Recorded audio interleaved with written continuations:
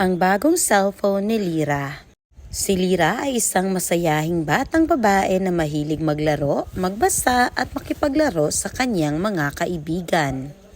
Isang araw, nirigaluhan si Lyra ng kanyang ama ng bagong cellphone. Sobrang tuwa niya at hindi niya na ito binibitawan. Araw at gabi, hawak ni Lyra ang kanyang cellphone. Nakalimutan niya nang makipaglaro sa kanyang mga kaibigan sa labas ng bahay. Minsan, nakalimutan na rin niyang kumain dahil sa sobrang pagkaabala sa cellphone. Napansin ng kanyang nanay na madalas na sumasakit ang mata at ulo ni Lyra.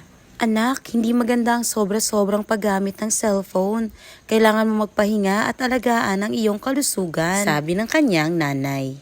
Naalala ni Lyra ang masasayang laro sa labas kasama ang kanyang mga kaibigan. Kaya napagdesisyonan niyang itigil ang pagsi-cellphone at makipaglaro ulit sa kanyang mga kaibigan. Habang nakikipaglaro ay naramdaman niyang mas masaya at mas malakas na siya. Simula noon, natutunan ni Lyra na gamitin ang cellphone sa tamang oras lamang at bigyang halaga ang kanyang kalusugan.